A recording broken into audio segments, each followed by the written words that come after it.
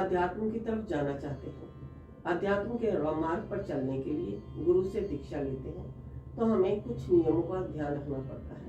आज मैं उन्हीं नियमों के आधार पर आपका मार्गदर्शन करना चाहूंगी कि साधना काल में हमें किन बातों का विशेष ध्यान रखना चाहिए। साधना के लिए एकांत स्थान में बैठना उचित है। साधना स्थान स्वच्छ पवित्र होना चाहिए।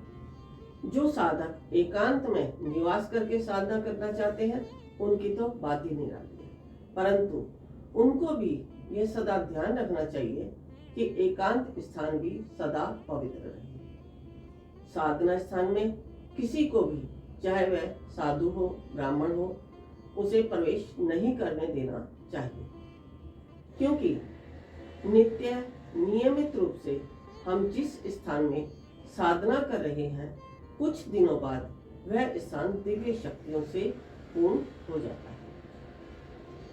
किसी कारणवश यदि साधक का मन कदाचित चंचल भी हो जाता है तो उस स्थान पर पहुंचते ही वहां के वातावरण के प्रभाव से हमारी चंचलता तुरंत नष्ट हो जाती है और हृदय दिव्य भाव से पूर्ण हो जाता है। हाँ, साधना स्थान को अपनी साधना और रुचि के अनुसार देवी देवताओं के, सिद्ध महापुरुषों के एवं अपने गुरुदेव के सुंदर सुंदर चित्रों से हमें अपने स्थान को सजाना चाहिए। साधना स्थान में किसी को न जाने का मुख्य कारण भी यही है कि वहाँ रजोगुणी या तमोगुणी प्रकृति के मनुष्यों के साथ तथा विरोधी साधना करने वाले, जो हमसे विपरीत साधनाएं कर रहे हैं, उन पुरुषों के जाने से साधना स्थान का सात्विक वातावरण नष्ट हो जाता है तथा वातावरण की जो सात्विकता होती है उसमें भी विघ्न आने लगते हैं। इसलिए इस ओर विशेष ध्यान रखना चाहिए कि साधना का स्थान अपने हाथों से ही झाड़ना बुहारना चाहिए। साधना के लिए आसन की भी जरूरत होती है। जो नए नए साधक अभ्यास कर रहे हैं उनके लिए कंबल या कुशासन पर बैठकर साधना कर सकते हैं, परंतु इतना हमें ध्यान रखना चाहिए कि अपनी साधना में आसन को किसी भी कारण से दूसरा कोई भी स्पर्श ना कर पाए। आसन इतना लंबा चौड़ा अवश्य होना चाहिए कि उसमें साधना के समय हमारे शरीर का कोई भी अंग जमीन में ना लगे, क्योंकि साधना के समय शरीर का जो भी अंग जमीन से लगता है उसमें विद्युत शक्ति उत्पन्न हो जाती है। शरीर का अंग पृथ्वी पर लगने से विद्युत शक्ति जो होती है वो हमारी मिट्टी में चली जाती है, जो कि जमीन में होती है। साधक को उससे लाभ नहीं होता, बल्कि धीरे धीरे शक्तिहीन होने लग जाता है, हमारे शरीर में शिथिलता आ जाती है। अतएव इस ओर भी हमारा ध्यान रखना आवश्यक है कि किसी भी साधना के लिए साधना के समय शरीर से यदि पसीना निकलता है तो साधना के बाद उसे मसल कर रमा देना चाहिए, ना कि किसी कपड़े से पोंछने से शरीर में निर्बलता आ जाती है, हमारी इंद्रियां निस्तेज हो जाती हैं और मानसिक शक्ति धीरे धीरे घटती चली जाती है। जो लोग निर्वाण मुक्ति की साधनाएं करते हैं उनका बैठने का मुख उत्तर दिशा में होना चाहिए। विज्ञान की दृष्टि से ऐसा माना जाता है कि उत्तर दिशा में चुंबकीय ऊर्जा होने के कारण मन स्थिर करने की हमें विशेष सहायता मिलती रहती है। अब निर्वाण की जो आशा करते हैं, जिस प्रकार उत्तर दिशा में मुख रखकर साधना करनी चाहिए, उसी प्रकार सांसारिक उन्नति जो लोग करना चाहते हैं उन साधकों को पूर्व दिशा की ओर मुख करके साधना करनी चाहिए। नियमित रूप से दिन में हमें 4 बार साधना करनी चाहिए। पहली साधना ब्रह्म मुहूर्त में, जो कि सूर्योदय से 1 घंटा 56 मिनट पहले होता है।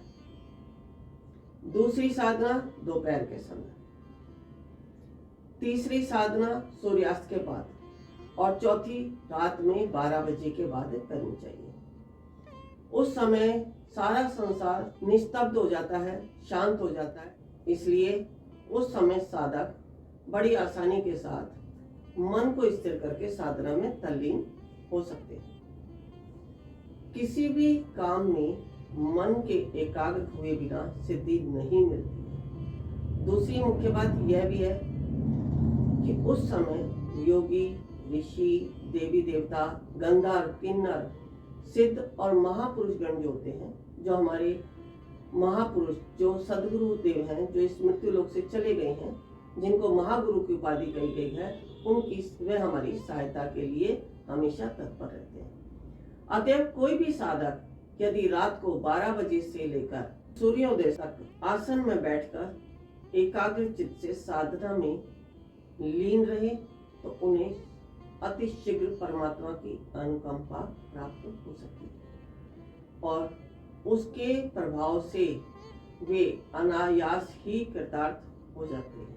यानी हमें उस समय जो सुबह का ब्रह्म मुहूर्त है, जब हम रात्रि 12 बजे से लेकर सुबह तक का जो समय होता है, उस समय में की हुई कृपा हमें अवश्य ही प्राप्त होती चली जाती है।